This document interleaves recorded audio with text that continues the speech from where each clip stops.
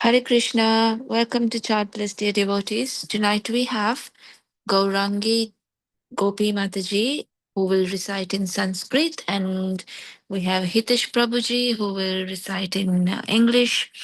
We will be reciting from Srimad Bhagavatam, Canto 3, Chapter 32, Text 16 to 29.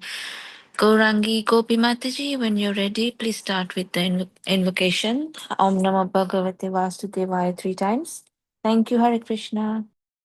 Hare Krishna.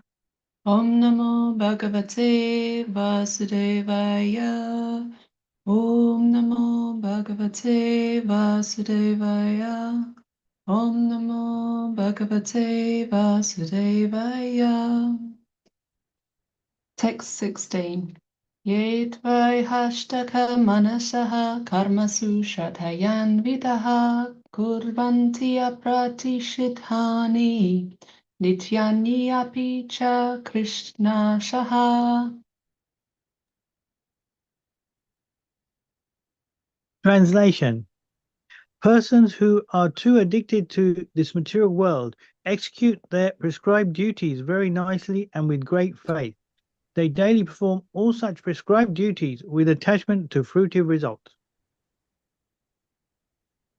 Text 17. Rajasa kuntha manashaha kamadmano jitendriyaha Vidna yajnati anudninam prishva abhirata shayaha. Make it like that way bigger and that way. Translation. Such persons, impelled by the mode of passion, are full of anxieties and always aspire for sense gratification due to uncontrolled senses. They worship the forefathers and are busy day and night improving the economic condition of their family, social, or national life. Text 18. Trivigrakaste purusha vimukha hari medushaha katyam katani yuru vikramasya madhudvishaha. Such persons are called Varkika because they are interested in the three elevating processes. They are averse to the Supreme Personality of Godhead, who can give relief to the conditioned soul. They are not interested in the Supreme Personality's pastimes, which are worth hearing because of his transcendental prowess.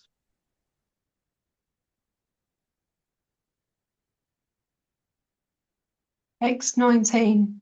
Nunam devana vihata ye chachuta katha shudham hitva shunvanti asadgataha purisham eva vid bhujaha. Such persons are condemned by the supreme order of the Lord because they are averse to the nectar of the activities of the Supreme Personality of Godhead. They are compared to stool-eating hogs. They give up hearing the transcendental activities of the Lord and indulge in hearing of the abominable activities of materialistic persons. Text 20. Dakshinena patharya manaha pitralokam vrajanti te rajamanu prajayente smashananta kriya kritaha.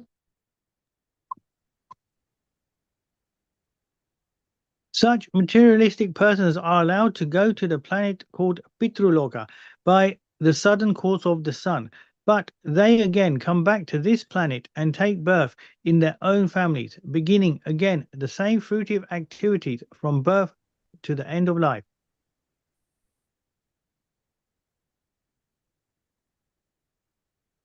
Text 21. Tateste kshina shufritaha punarlokam imam shati padanti vivasha deve sadhu vibram shitodhayaha.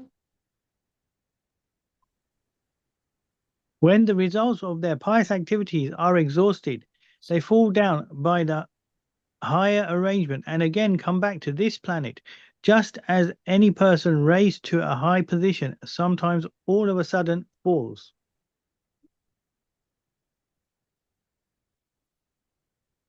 Text 22. Tasmatvam sarvabhavena bhajasva parameshtinam tadgunashrayaya bhaktya bhajaniya padam bhujam.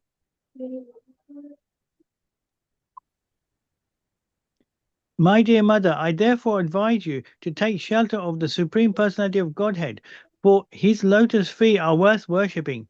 Accept this with all devotion and love, for thus you can be situated in transcendental devotional service.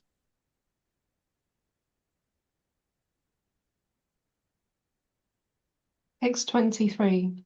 Vasudeve Bhagavati Bhakti Yogaha Prayojitaha Janayanti Asuvairagyam Jnanam Yad Brahma Darshanam.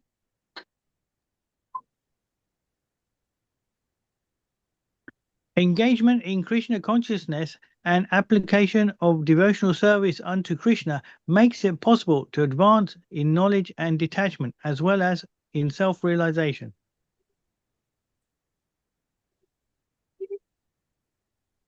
Text 24. Yadashya Chittam Artheshu Sameshva Indriya Vrittibhihi Navigrannanti Vaishamyam Priyama Priyamiti Uta.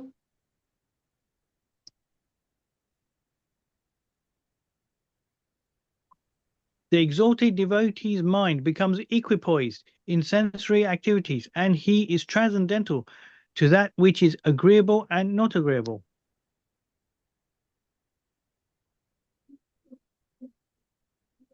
Text 25.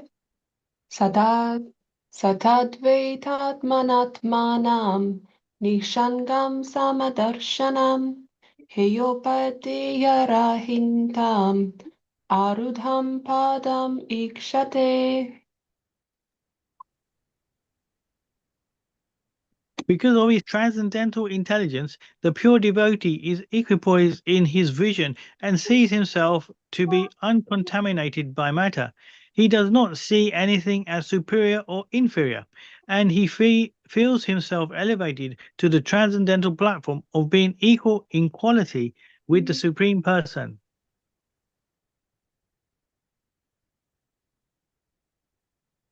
Text 26. Jnanamatram param brahma paramatmeshvaraha puman drishyatibhihi prathak bhavir bhagavanekad iyate.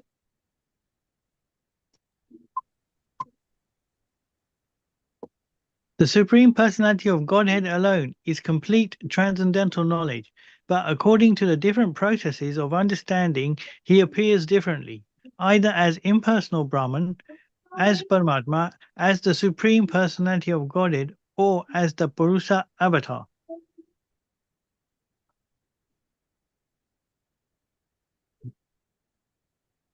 Text 27.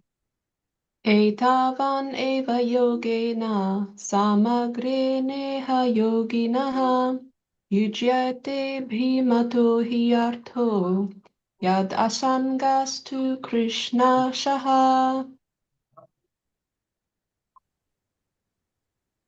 The greatest common understanding for all yogis is complete detachment from matter, which can be achieved by different kinds of yoga.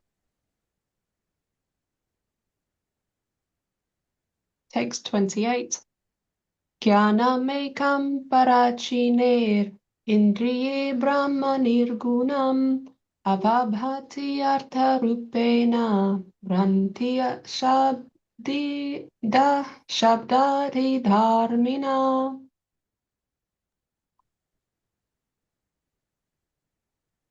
Those who are averse to the transcendence realize the supreme absolute truth differently through speculative sense perception, and therefore, because of mistaken speculation, everything appears to them to be relative.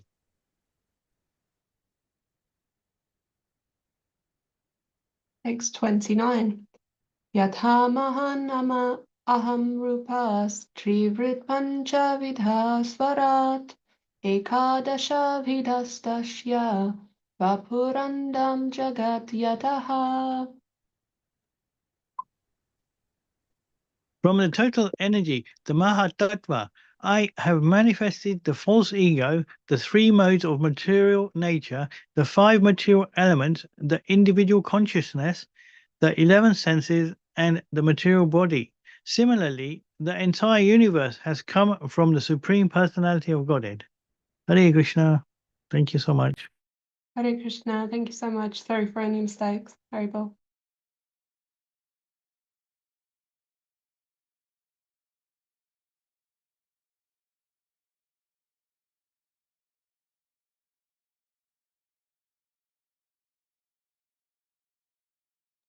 Hare Krishna. Thank you, Mataji and Prabhuji, for your wonderful recitations.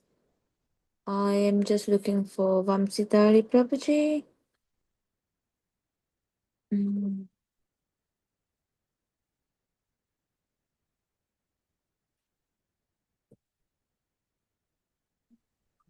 Hare Krishna Prabhuji. Hare Krishna, Krishna, Hare Krishna. Hare Krishna Mataji. Okay, I'll give Prabhuji a ring. 1 second.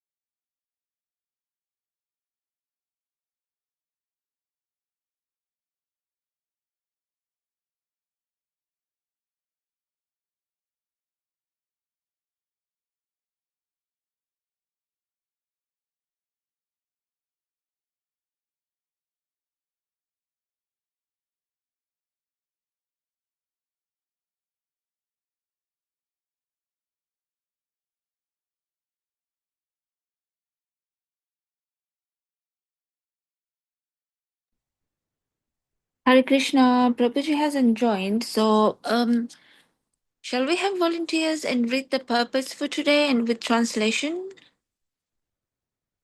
Maybe we could just start and maybe Prabhuji will join us. Yes, Jyoti Mataji can do. Jyoti Mataji, we need to do the Mangalacharan as well? Yes, so maybe we should start, and hopefully Prabhuji will join us soon. Okay, that's fine then. Okay. Is it 27 today? Text. I need to check. I don't know. Yeah, I can't check. You want me to check? Please, Mataji. Yeah, just hold on for a minute. Unless we can. Hare Krishna Mataji is 27 and 29. 27 to 29. Okay. Yes, please. Thank you. Thank you. Jyoti Mataji, I think let's do the Mangalacharan as well. It's already Yes. o'clock. So I'll start with Mangalacharan, then anybody can read the verse as well. So Thank you, Mataji. Hare Krishna.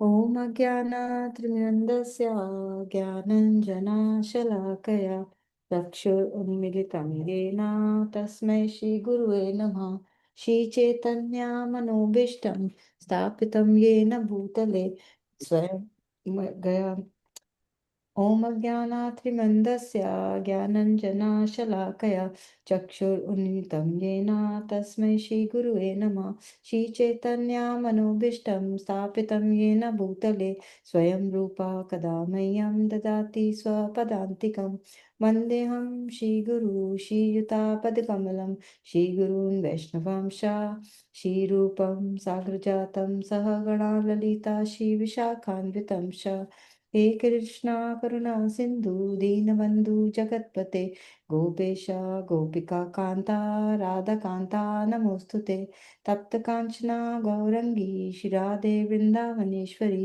विश्वभानुसुते देवी प्रणमामि हरिप्रिये जय श्री कृष्णा चैतन्य प्रभु नित्यानंद श्री अद्वैता गदाधारा शिवासदि गौर भक्तवृंद हरे Krishna Krishna Krishna Hare Hare Hare Ram Ram Ram Hare Hare Hare Krishna Krishna Krishna Hare Hare Hare Ram Ram Ram Hare Hare Hare Krishna Krishna Krishna Hare Hare Hare Ram Ram Ram Hare Hare Hare Krishna thank you ज्योति माता जी Thank you, Mataji. Hare Krishna, Prabhuji. Hare Krishna, Mataji. Thank you for joining us, Prabhuji. Hare Krishna. I've made you host now, Prabhuji. Okay, sure. Thank you so much. Hare Krishna. Thank you, Mataji. Hare Krishna. Okay, so I'll share my screen.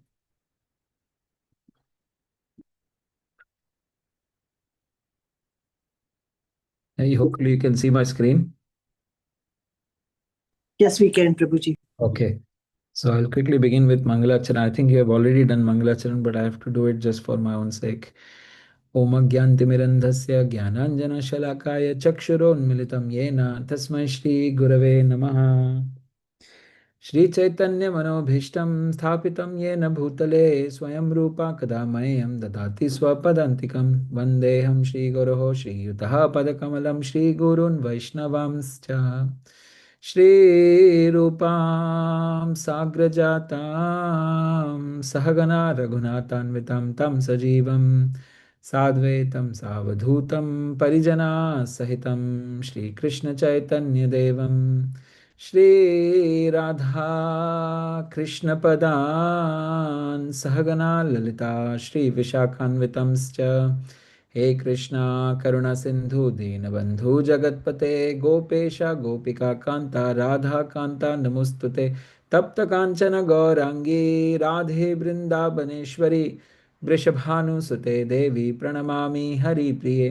वाञ्छाकल्पतरुभ्यश्च कृपा सिन्धुभ्य एव च पतितानां पावनेभ्यो वैष्णवेभ्यो नमो नमः जय श्री कृष्ण चैतन्य प्रभु नित्यानंद श्री अद्वैत गदाधार श्रीवासदि गौर भक्तवृंद हरे कृष्णा कृष्णा कृष्णा हरे हरे हरे राम राम राम हरे हरे त्रिणादपि सुनीचैना तरुरिवा सहिष्णुना अमानीना मानदेना कीर्तनिया सदा हरि जन्मादि अस्य यतः अन्वयादित्रतः च अर्थेषु अभिघ्नस्वराट् तेने ब्रह्महृदय आदिकवये मुह्यन्ति यत्सूरयः तेजो वारिमृदं यथा विनिमयो यत्र त्रिसर्गो अमृष धाम्ना स्वेन सदा निरस्तकुहकं सत्यं परं धीमहि सत्यं परं धीमहि सत्यं परं धीमहि धर्म प्रोजित कैतव अत्र पुंसो निर्मत्सराणां सतां वेद्यं वास्तवमत्र वस्तु शिवादं त्रापत्रयोन्मूलं श्रीमद्भागवतं महामुनिकृते किं वा परेरीश्वरः सद्यो हृदि अवरुध्यते अत्र कृतिभिः शुश्रुभिः तत्क्षणात् निगमकल्पतरोर्गलितं फलं सुखमुखादमृतं द्रवसंयुतं पिबतं भागवतं रसमालयं मुहुरहो रसिकभुवि भावुकः नारायणं नमस्कृत्यं नरं चैव नरोत्तमं देवीं सरस्वतीं व्यासं ततो जयमुदीरयेत् ॐ नमो भगवते वासुदेवाय ॐ नमो भगवते वासुदेवाय ॐ नमो भगवते वासुदेवाय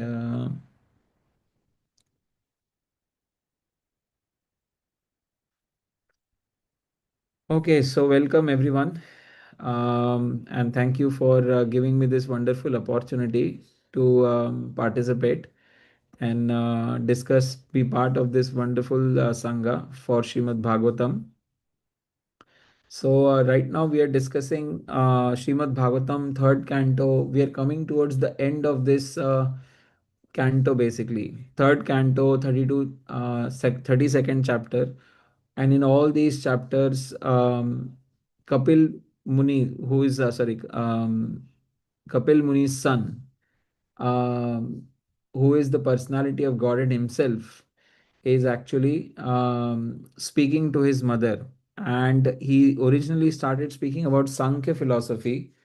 And because his mother is actually very simple person, not very complex personality, and she's very attentively listening, and she's asking many questions. And the question she's asking is essentially trying to distinguish between the materialistic persons, the jnanis, and the yogis, basically.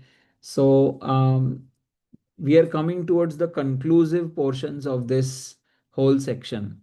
And what are the conclusive portions of this whole section is Lord's specific stress on devotional service. So here in this chapter, um, there is a repetitive push towards accepting devotional service of the Lord to his mother. So we'll go through this verse. एतावानेव योगेन समग्रहे ग्रेणेह योगिना युज्यते अभिमतो हि अर्थो यद आसंगा असंगाः तु कृत्सनशः. The greatest common understanding for all yogis is complete detachment from matter, which can be achieved by different kinds of yoga. So he's basically concluding now.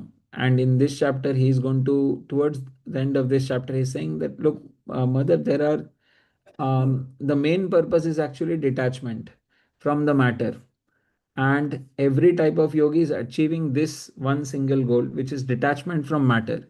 The real problem we have is this only. We are not detached from the matter. We are not detached from our senses because we are stuck in these senses. And we are also not detached from our mind. Like maximum people think whatever the thought comes in the mind is my thought. So actually, we can't make distinctions just by our own efforts and basis to have this clear delineation between the thoughts of the soul or the thoughts that have been pushed from the soul versus the thoughts of the mind. It's a very difficult thing. And there is a science to distinguish between what has been pushed from inside versus what is coming from just the mind and intelligence. But at the end of the day, we are trying to become detached from these, from the matter, and and because we are in the matter and the senses are in the matter, it becomes very difficult for us to detach. So all yogis, they are using different means to do the exact same things. So here, Prabhupada is mentioning about different kinds of yoga. There is dhyana yoga also, but that is, the increased stage of Ashtanga yoga, basically.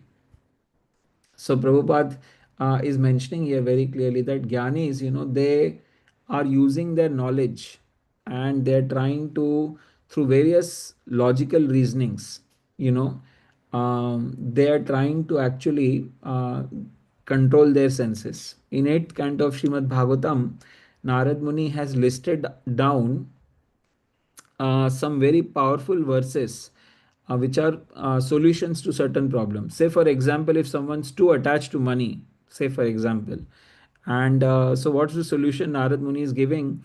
Narad Muni is saying that if you're too attached to money, then discuss with some other people the bad effects of having it too much.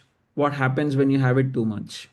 Discuss that, and discuss this repetitively with someone and observe what happens in your life. Then you will come to a gradual detachment from it. So similarly, give solutions for what if someone gets very angry, like that. So there are these solutions Narad Muni is giving. So Gyanis also try their own solutions basically, and they're trying to gain knowledge, and mentally they are thinking logically, and using logic they try to control their senses. But what's the fault in this approach? In this approach, where someone is trying to use logic to control their senses, the main fundamental flaw is that the senses are very powerful. They can easily, even though you have the knowledge, even though you know exactly what is the logic, still you will sometimes the gulab jamun is in front of you, and you know it very well that it's going to give you diabetes, it's going to give you problems. Nonetheless, you're going to eat it. This is the problem with the Gyanis, is they try their best, but a lot of them are they find it difficult. But also there are successful Gyanis. Similarly, there are Ashtanga yogis, they also try to control the senses by using mystic yoga, by doing different postures, by using yam, niyam, asana. Asana is the one which is very famous here. Actually, if you want to do proper Ashtanga yoga, you can't do it halfway. So the reason you can't do it halfway is because that whole yoga system is in 8 ladders. Yam has to be done, niyam has to be done, then comes asana, then pranayam, pratyahar, etc. So people are just focused mostly on asanas, pranayam, meaning the control of the breath, the postures of the body, and not eating and all those things. But there are yam and niyam. So there are some rules, there are do's and don'ts. If they follow all of this, then their yoga is perfect. You can see these days hot yoga, this yoga, that yoga, they don't work because they actually don't do all of these things properly. They just focus on asanas or pranayam. So essentially, these are the problems. And so what happens is Gyanis, they eventually want to become one with Brahman effulgence. So what is God? What is perfection to them? To them, the perfection is light. So what happens is they think that there was their eventual understanding is that God is light, and one day we will merge into that light. And that is the perfection of life. Because why they think like this? Because Jnani is, the knowledge itself is unlimited. It's quite a lot. It's unending basically. So what is unending generally? What is the other thing which is unending? What is the other thing which is quite a lot? It's just light, right? It's spread everywhere, and wherever it exists. So eventually Gyanis, after trying to accumulate Gyan for many, many lifetimes, they realize that this is unending, and so the Supreme Lord must be unending, and so Supreme Lord may be formless. But there is a category of Gyanis which actually come to Krishna too, that's mentioned in Bhagavad Gita. So this is the Brahman effulgence. Generally, they want to become one with Brahman. And similarly, if you follow the yoga process properly, Ashtanga yoga properly, and go through all the ladders of yoga, then you generally are satisfied doing the yoga postures, and you come up to a level of Paramatma realization. But Prabhupada is saying that devotees, they also want to become detached from the matter, but their technique of detaching from the matter is to reattach it to some devotional service, because you can't artificially detach something which your senses are stuck inside. So we are in this body, we are in this senses, we will end up dealing with matter. But if we have to deal with matter, then essential idea is that we, instead of becoming fully detached and artificially trying to stop something, we try to engage it in such a way that it becomes purified. So here the stress is on the loving devotional service of the Lord. That is the perfect stage of sense control. Instead of just trying to give up your senses, re-engage your senses to some superior engagement. And this is what Prabhupada is saying, is mentioned in Bhagavad Gita, param drishtva nivardate. And the supreme engagement is the engagement of the senses in the service of the Lord. That is the purpose of all yoga. So why is I keep forgetting the name of the Lord. Uh, Kapil Muni is the father. Who's the son? Please remind me. Rishabhadev. Rishabh. No, not Rishabh Dev. Not Rishabh Dev, right? Kardama Muni. Kartam. Kardama. Right. Karda Muni is the father. The son is Kapil. That's right. Yes. Yes, Kapil Dev. So yeah, I was saying it right, but I think I was just confused. But nonetheless, all of you answered. So that's amazing. Okay, so um, Kapil Dev basically is saying that the best process is ज्ञानम एकम पराचिन्नेर इंद्रिये ब्रह्म निर्गुणम अवभाति अर्थरूपेण भ्रांत्या शब्दादिधर्मिना. So those who are averse to transcendence realize the supreme absolute truth differently through speculative sense perception, and therefore because of mistaken speculation everything appears to them to be relative. Bhrantaya means there is a bhranti in them, meaning there is a delusion. Why there is a delusion? Because they are trying to understand the supreme absolute truth through their senses, and senses are misleading. What are the four problems with the senses? The four problems of the senses are michi, mistake, illusion, cheating, and they are imperfect. This is the problem with the senses. So the problem is because they are imperfect, therefore, sorry, because they are in illusion, they are imperfect, and because they are imperfect, they end up making mistakes, and when they make mistakes, to cover the mistakes, they cheat. So this is the problem of the senses. Um, and those people who are trying to realize the supreme through the senses, they will definitely end up doing some form of speculation. Here, Prabhupada is focusing, it's clearly expressed in Bhagavad Gita. Lord Krishna says everything that is experienced is but expansion of my energy, but they can't directly come to this realization. They can't see a beautiful mountain, realize that this actually is a manifestation of the Supreme Lord. Vaishnava philosophers do not accept the different manifestations as false. They accept them as non-different from Supreme Personality of Godhead because they are a display of His diverse energies. So the main contention is as Vaishnavas, as practicing devotees, we don't condemn others just because they believe in the Lord in the form of a light, or they believe in the Lord in the form of Paramatma. We understand that actually these are all true representations of the Lord, right? So Lord has light, yes, Lord's body effulges this unlimited light, and so those who worships God as light, they are okay, they are with incomplete realization, but they are on their journey. Similarly, someone who wants to just meditate on the Lord in the heart, they are also okay. The philosophy that the absolute is true and this creation is false, Brahma Satyam Jagat Mithya, this one is a Mayavad philosophy. So yes, the Supreme Lord has light effulging from his body, but those people who say that actually there is the supreme absolute truth and this world is just false, it doesn't exist, or it's false, that is the problem. This world is not false, this world is only temporary, meaning it is created and dissoluted again and again. So this is the point that we generally do not agree with, that this world is false, and this is what is basically Mayavad. So Prabhupada is further, Prabhupada is famous for his beautiful examples. Here he is saying an oyster shell appears to be golden. This appearance of golden hue is due only to the perception of the eyes, but that does not mean that the oyster shell is actually false. You know. Similarly, by seeing the form of the Lord, one cannot understand what he actually is, but this does not mean that he is false. Sometimes people see the form of the Lord and then they think, oh, this he is a human. but they don't actually understand that maybe he has a human like form, but at the same time he's unlimited at the same time.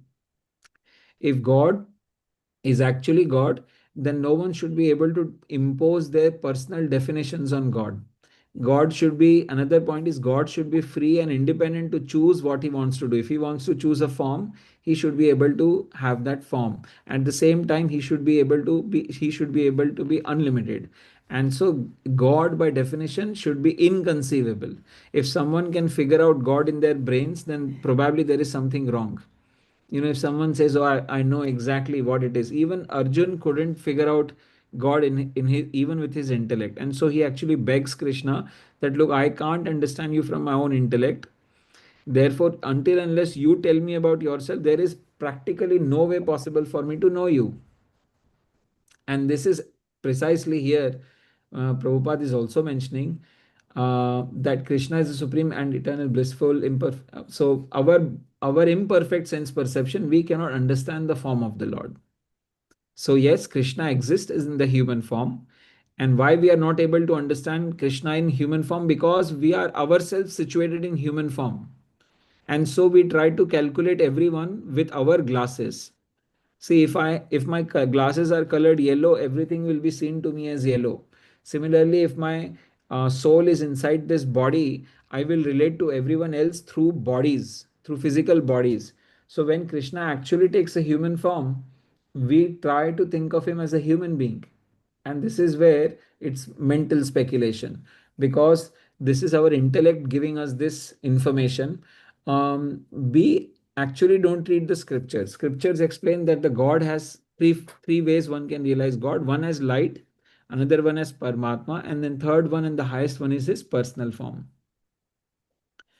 They do not know the unlimited knowledge, power, and opulence of the Supreme Personality of Godhead. Here, essentially, Prabhupada is laying stress on purification of the senses. The Supreme Person has to be understood by transcendental sound vibrated by him in Bhagavad Gita. So, if you don't understand God from his own direct book, which is Bhagavad Gita, Bhagavad Gita is directly the words of Krishna, right? There, you practically, there is no book you can find which are direct words of the God, right? Bhagavad Gita actually is the only book where you can find, it claims that this is the direct word of the God. So if the book is a direct word of the God, then you can't find any, you should not be study it, be ask many questions. You, practically speaking, if you read it, you should not find any dichotomies or any problems, because the work of Bhagavad Gita is very, very deep. Even the best of the scientists would study it and would understand that this is a logical piece of work. You can actually use your brain, you can use your intelligence, you can ask questions, and after asking questions, you can actually come to understanding and a conclusion and a realization by your own self. No one has to impose on you. You can come to a conclusion that whatever points Krishna is mentioning, they are very genuine, or they are relatable, and they are logical. So in ancient Vedic system, there was a field of knowledge called logic, right? So that logic, Bhagavad Gita statements, they fulfill that logic. And that is the most powerful thing about Bhagavad Gita, specifically. That the best of the scholars, Western scholars, ancient scholars, they can read the book and they will agree that all the statements are logical. They don't contradict or deride the previous statements. So, this is one of the important points, but you can only understand the Supreme has to be understood by transcendental sound vibrated by him in Bhagavad Gita. So in Bhagavad Gita, he is mentioning, Krishna is mentioning about impersonal Brahman. Those who are averse to Supreme Personality of Godhead speculate with their imperfect senses about the nature of the Absolute. Again, the main focus here is not to depend on the senses, not to speculate. There is something called a Shabda Brahman. I don't know how many of you have heard this term called Shabda Brahman. Shabda Brahman means, Shabda means, literally means the written power of the Supreme, or spoken power, or the spoken words of the Supreme. And Brahman meaning it is all pervading, meaning it is all, it can it can penetrate any medium. So say for example, I'm speaking to you now. So my sound is captured by my microphone, then it's translated into electrical signals, then it's sent onto the network, and then from networks to the boxes, internet boxes in your area, and then eventually to your machine, to your router, and then you can hear it. It becomes de-encrypted, and then you can hear my sound vibration. All this is happening in milliseconds. If any of these mediums, if one of the boxes go down, if your internet connection goes down, if your router goes down, or if you have earplugs in your ears, if any interruption, any medium goes down, then you will not be able to hear me. So similarly, Shabda Brahman is basically any words which have a potency to penetrate all the mediums and actually hit the soul is called Shabda Brahman. And the Shabda Brahman cannot be given by anyone. Shabda Brahman has to be spoken by the Supreme Lord because it has a power to touch directly the soul. And who else can give you Shabda Brahman? Acharyas, the pure devotees of the Lord. Whatever they say is directly as the Supreme Lord has said. So their words are also Shabda Brahman. And therefore you can see, I don't know, you all must be hearing it, right? Srimad Bhagavatam. I don't know about yourself, but how much have I changed after hearing Srimad Bhagavatam? Maybe not much, and maybe there is a long work to do. That may be because actually I'm not hearing properly. Maybe I'm not attending hearing directly from the books, because when you directly read from the books, it's different. If you hear Prabhupada's class, it's different. Wake up in the morning and try and listen Prabhupada for 30 minutes. It's different because Prabhupada's words, even though Prabhupada is no longer there, even though you are listening through YouTube, even though you are drowsy, Prabhupada's words, they are Shabda Brahman, and so they have a full potency to actually pierce your heart. That same potency doesn't exist for me because I'm not a purified soul. But as long as I can repeat the words of Srimad Bhagavatam in the lineage of Parampara, what happens is the Shabd Brahman, which is written here, the written Brahman, the written knowledge, that becomes Shabda Brahman. So if someone is attentive, even though I may have limited, but someone is attentive and someone is practicing pure life, they will actually hear even from people like me, and they will actually have a deep impact and be able to transform. So even in deep sleep, he can perceive by consciousness whether he is happy or distressed. Thus, when consciousness is displayed through the medium of subtle and gross material bodies, it is covered. When the but when the consciousness is purified, Krishna consciousness, one becomes free from entanglement of repeated birth and death. So again, the question is, what is contaminated, what is uncontaminated?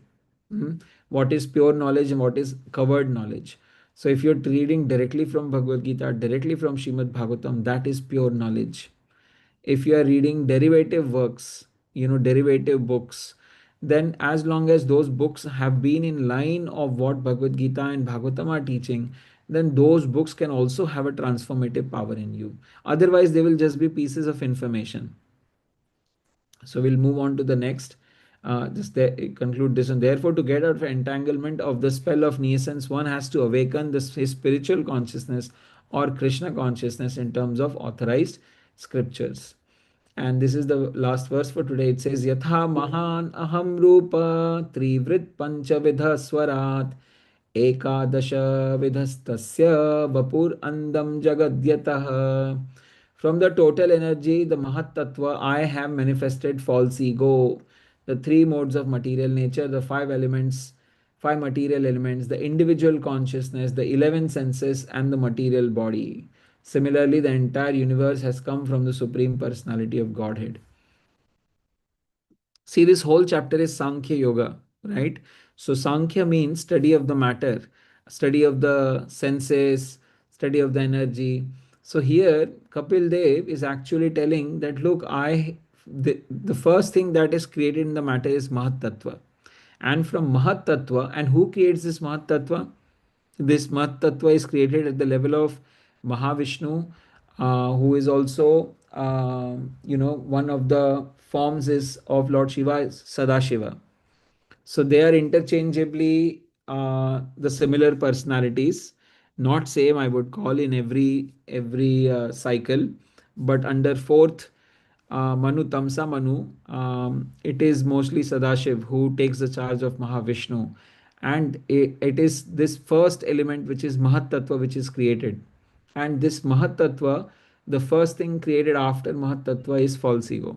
Because without false egos, the living entities can't try to become gods themselves. Because if you can't become yourself god, that's why you have come into this material world, to enjoy the matter, to think that I'm the over, I'm the owner, I'm the doer, I'm the proprietor, everything belongs to me, and therefore you are able to enjoy with this kind of a feeling. So false ego is created in the very beginning. And actually, when soul tries to leave the material world and go back home, back to spiritual world, it has to go through 8 layers. 5 layers are the 5 senses: earth, water, air, fire, ether, and each layer is 10 times thicker than the previous layer. And then come 3 subtle layers, which is mind, intelligence, and last layer is false ego. And the false ego is the thickest of the layers. It is said even for a sannyasi it is very difficult. So, people can give up everything that they want in their lives, but something which is very difficult to give up is opinion. If you have an opinion, if you are very attached, if you have very strong false ego, you will never be able to give up your opinions. You will always, the back of your mind, you will say, oh, okay, I have to listen to that person, but I know this is right and that person is wrong, because this is my opinion, actually I am correct. So it's very, very difficult. And specifically that opinion about Shastras, it is even more difficult to give up. So here Kapil Dev is explaining that I created the Mahat Tattva. All 24 divisions have sprung, namely the 11 senses, including the mind, the 5 sense objects, the 5 material elements, and then the consciousness, intelligence, and false ego. The Supreme Personality God is the cause of Mahat Tattva, and therefore, in one sense, became, because everything is emanation, there is no difference between the Lord and the cosmic manifestation. Essential point is, one has to learn to discern between the body and the soul, because till the point you actually don't understand the difference between the body and the soul, none of this science actually will make any sense. That's why when Krishna begins Bhagavad Gita in second chapter, he begins with this, the very first thing: you're not this body, you're the soul. Because until you understand that, you won't understand how the soul is entrapped within this body, how it came into being here. It's explained how the soul came into being in the material world. The Mahatattva was created, false ego was created, time factor was introduced. Once the time factor is introduced, then the sattva, rajas, and all those start. First it start with sattva. There is more sattva. Then as the time passes, rajas increases, and as the further time passes, the mode of ignorance increases. This is mentioned in the 7th canto of Srimad Bhagavatam, in the very first chapter. That why Lord always favors uh, demigods and doesn't favor demons. This was the question asked by Parikshit Maharaj. So then Sukdev Goswami explains, no, it is not the case that Lord favors someone. Lord is always but Lord is friend to the demigods, because anyone who serves the Supreme Lord is a friend to him. And there Shukdev Goswami explains how the time factor is actually introduced, how the modes are injected, and how then after the modes the time factor gets injected, and then the whole creation begins basically. Just as the individual soul has consciousness, the Supreme Soul is also conscious. But although there is a similarity between consciousness of the Supreme Soul and the consciousness of the individual soul, the individual soul's consciousness is limited, whereas the consciousness of the Supreme Soul is unlimited. This is described in Bhagavad Gita, Kshetragnam cha api mam vidhi. This is a beautiful verse starting from 13th chapter of 13th chapter of Bhagavad Gita. There Krishna explains Kshetra, Kshetragna, like that. So who is Kshetra? Kshetra, what is the Kshetra? Kshetra is the body, and Kshetragna means one who knows, or one who is in Jnanam, or one who is in knowledge of Kshetra. So who is in knowledge of the Kshetra? So if Kshetra means body, then who is in actual knowledge of the body? In the person who is in actual knowledge of the body is the person himself. But when you say person himself, then who we are speaking? We are speaking of Paramatma. The soul, the super soul residing within the Kshetra is called Kshetragna, meaning that actually the super soul is the Supreme Lord. So Supreme Lord knows this body, and the soul, the individual soul, knows this body. So this is what it is saying in the 13th chapter. The super soul is present in every field of activity, just as the individual soul is present in the individual body. Both of them are conscious. The difference is that the individual soul is conscious of the individual body, whereas the super soul is conscious of the total number of individual bodies. So this is how Paramatma connection works, right?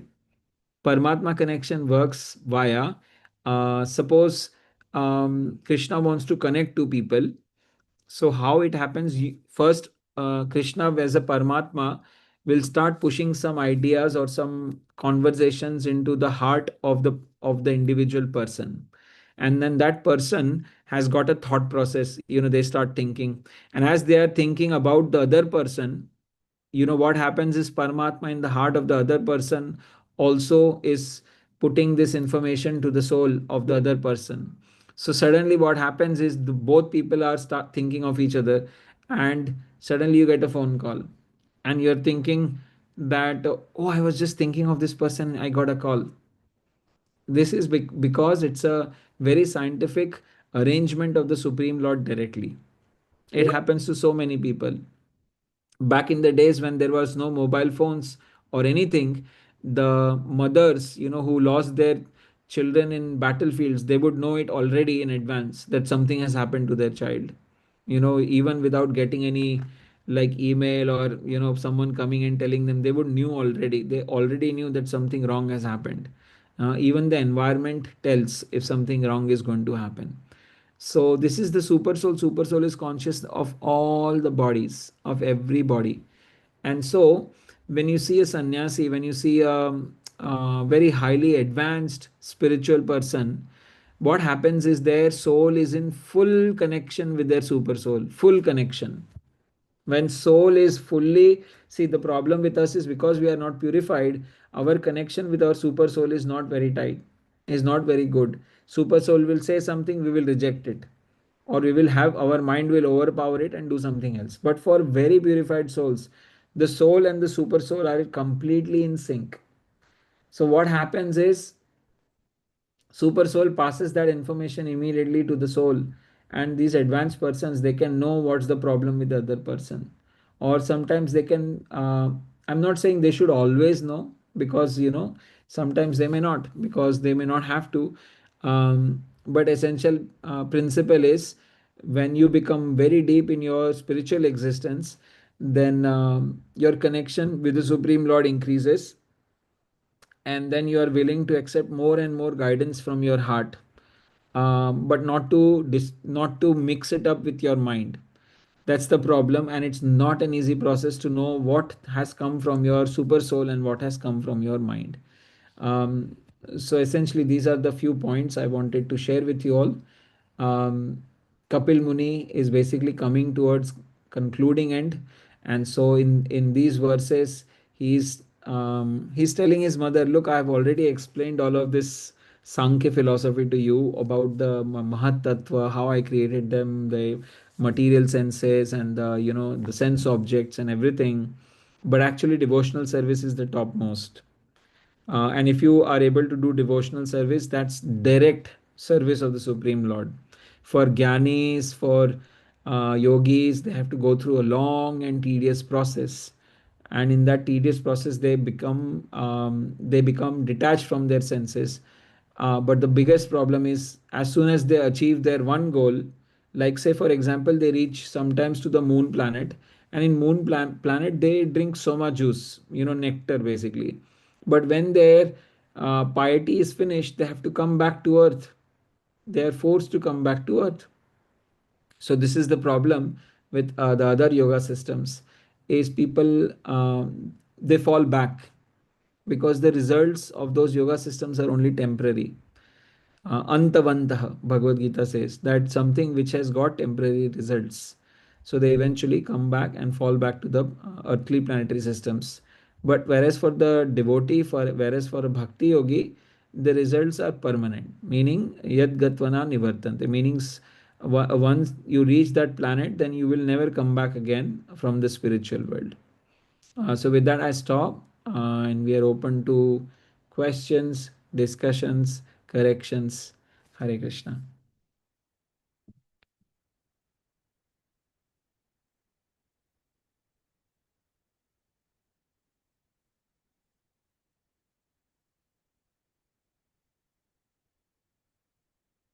Okay, can I ask a question if no one else has a question? Hare Krishna, Prabhuji. Hare Krishna, Mataji. I had one question. Sure. Like a few days, my husband heard a news that a woman killed her child with the hair dryer. Oh. So he was asking me why she has also had a super soul in his heart. How come she did that to his child? So Okay. Yes, Mataji, I can explain this to little knowledge that I have. What happens, Mataji? There are two kind of situations. One is when the living soul doesn't want to listen to the super soul, and for life after life they keep rejecting the guidance coming from the super soul. When you go to any festival, any yoga festival, any temple, any gurudwara, what they say is, when you come here you try to connect yourself internally. This is the purpose. Try to connect internally. So what happens with these people is they are completely disconnected from internals, Mataji. okay. So they don't listen to their super soul. Super soul is not guiding them because they don't listen to the super soul anyways. So the only outcome is that when someone has got complete loss of moral compass, and that happens when no one listens to their inner voice, and that inner voice is actually Paramatma. When they don't listen to their inner voice, there is loss of complete connection, and complete connection results in breakdown of connection, which then results in complete madness. These people, because matter, if you are completely material, it will make you go mad, because you will constantly have different thoughts. I want to eat this. No, no, no, no, no, I want to eat that. No, no, I wanted this colored curtain. No, no, no, no, I changed my mind, I need to do this. Because if in material consciousness there are unlimited desires, hankerings, and madness. So this is what happens with such people in disconnection with the Supreme Lord. Because they are disconnected, they end up doing very ghastly things. And when they do these ghastly things, what happens actually? They are gliding down this human form of life, right? They get animalistic form of life. So if losing the connection, see, when four Kumaras were cursed to go back to the earthly planets, what did they ask from the Supreme Lord? Okay, maybe you have cursed us to become demons, but please bless us so that we never forget you. This is I think in the fourth canto. The only blessing they ask is, okay, you have cursed us to go to the material world. So why did they not want to come to the material world? Because the biggest problem of the material world is forgetfulness. We forget. We worship the Lord now 5 minutes ago. In 5 minutes we'll forget, or we will be very nice in some time, and in next 30-40 minutes we might be smoking a cigarette or doing something nasty.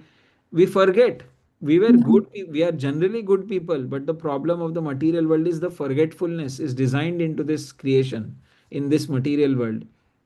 So the four Kumaras are praying to the Lord that, okay, we may fall down to the material world, we may become demons, no problem.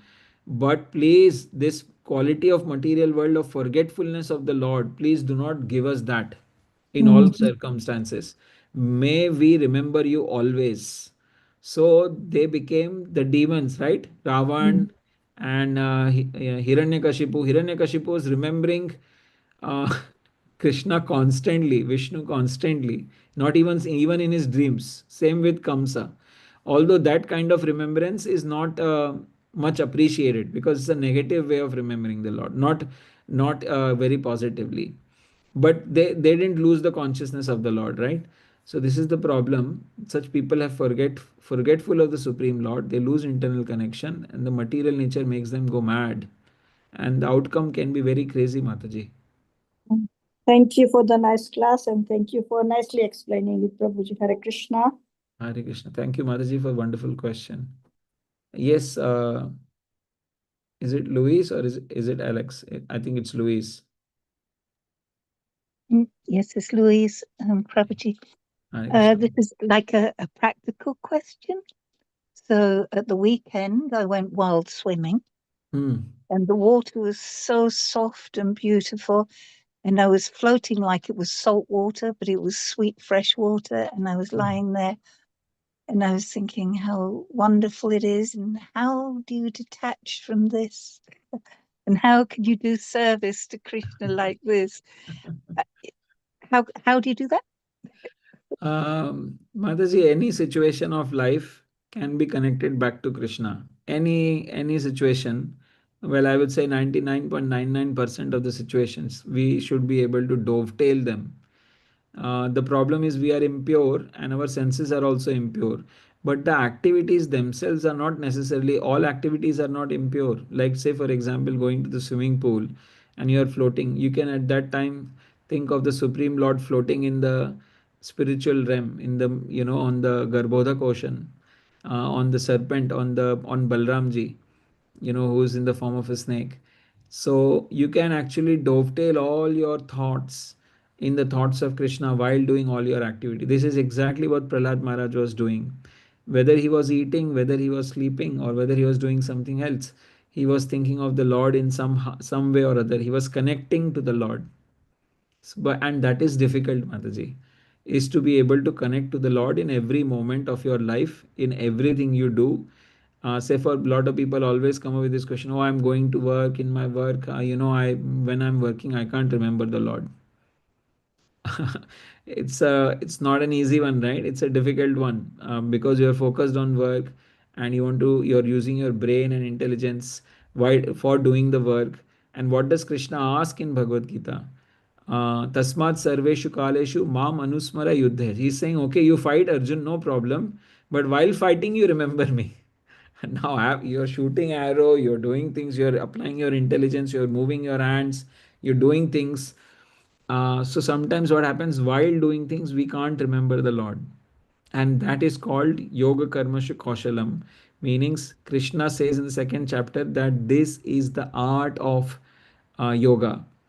If someone is a yogi, someone is a bhakti yogi, then it's not just a science. Some of the things are art. Meaning someone can very artistically actually remember the Lord. Doing during all the activities of throughout their day. And I'll be honest, I can't remember the Lord throughout the day doing my activities. Um, but if you make a schedule that, okay, I'll remember the Lord in the morning, then I'll remember the Lord in the afternoon. Whenever I eat, I'll remember the Lord. Whenever I drink, I will close my eyes and remember the Lord and say thank you to Krishna. So you can make these small things specifically around your eating, because people drink water, people eat throughout the day, twice a day at least. Sleep, waking up, we should do this. If we take a break in the evening, for Gaura Aarti or anything, of course we will remember the Lord at that time. So you have to devise different ways to remember the Lord while you're doing swimming, while someone is playing badminton, while you're doing your work, while you're driving your car. The more number of time you remember Krishna, the more your consciousness expands, and Krishna gives you more memory, meaning he will give you more opportunity to remember himself.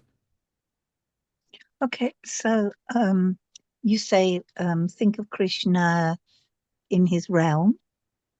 Is it also possible to think of, obviously, this material, energetic thing that we live in, this collusion of our mind with the senses to create this 3D wonderland? Is it also possible to think of Krishna in that Krishna is the air that we breathe? It's the sweet water that was holding me up.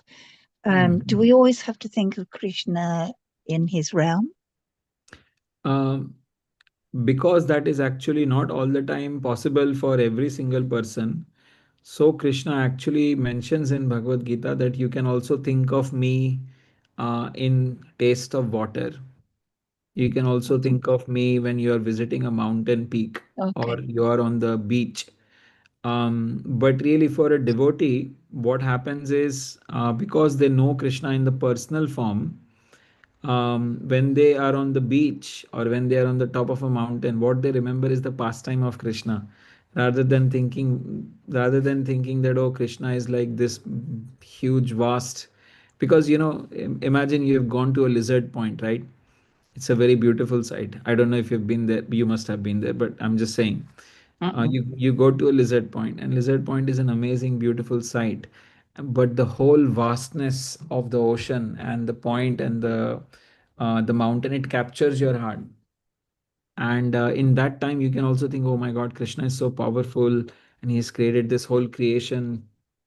He's so amazing. So you can always appreciate Krishna in this kind of amazement, this kind of um, joy, of being in the nature. That is also positive. But the more and more you advance, the more and more you relate to Krishna through his pastimes. Oh, Krishna must be also. So whenever my children, I'm just speaking of children, right? Whenever my children used to pass by a local small mountain nearby my place, they would just say, oh, Govardhan. And then they would start singing Giri Govardhan, Giri Govardhan. As a child, I was just thinking, wow, I don't see that mountain as Govardhan. And I'm oblivious to this fact. But children naturally, they were able to see any mountain, able to say they are Govardhan. So that is what we have to cultivate, is more personal. But it doesn't happen overnight. It starts with, I like to travel and I like to visit nature. So every time I go to nature, I appreciate the nature. I take deep breathing, and I feel that, oh, Supreme Lord is breathing, then whole universes are being created, and I'm one part of this. So first, this kind of thought process happens, and this kind of thought process happens through knowledge. You read Bhagavad Gita, you read Bhagavatam, where Krishna explains this. But as you go deeper and deeper into subject matter, then you relate with Krishna through pastimes. Nama, Rupa, Guna, Leela. I think this is the order. So, first you remember that, make the names of Krishna. As you take the names of the Krishna, then quality of Krishna is manifest. Meaning, oh, Krishna is so merciful. He's created the entire creation. Oh, he's created these beautiful blue waters. Oh, he's created. So now, So from Nam comes Rupa, then comes Guna. So as soon as you take the name, the problem with us is, as soon as we take name of Krishna, Krishna is nowhere in our thought, mind, or consciousness. He's gone. So we have to sometimes sit in front of Krishna's picture to chant, or force our mind to remember Krishna even during chanting. But if your chanting is very natural, in very connected fashion, and this happens with a lot of devotees over a period of time, then as soon as they chant the name of Krishna, the beautiful form of Krishna appears. As deities, some people are serving the deities, Radha Gokulanandan, Radha, most beautiful lordships, Radha Landaneshwar, Radha Sham Sundar. So a lot of the deities we are worshipping. So as soon as we take the name of the Lord, the immediate beautiful form of the Lord appears. And then once the form appears, then you can only retain that form in your meditation for longer if you are connecting to the God with some appreciation or remembering his pastime. So that's why information and knowledge of Krishna is also important. Some knowledge, some information, who he is, where he stays. So Nama, Rupa, Guna, then there is Leela. You get so much engaged in the pastime, thinking of the pastime, that you feel that you're part of the Leela, or you're remembering the Leela of the Lord like that. There are stories of six Goswamis, when Radharani is feeding them kheer, and then, when they're out of their meditation, they have indigestion because they actually ate the kheer. So it goes like that. I don't know if I answered your question, Mataji. My apologies. Yes, you did. Thank you very much, Prabhu. And Dhari Das, Prabhu. Thank you. Okay, so I think there are no further questions. So I'll thank you all for attending, and hope I can continue to serve you all. Hare Krishna. Thank you very much, Prabhuji, for the very nice class. Let's all put our hands together. Let's say the closing prayer. Vanchakalpatarubhyascha kripa sindhubhya eva cha Patitanam Pavanebhyo Vaishnavebhyo Namo Namaha. Anantakoti Vaishnavrinda ki Jai. Srila Prabhupada ki Jai. Srimad Bhagavatam ki Jai. All glories to Prabhuji for the very nice class. Thank you, Prabhuji. Shri Hare Guru Vamsi Krishna. Gauranga. Hare Krishna. Thank you. Thank you so much.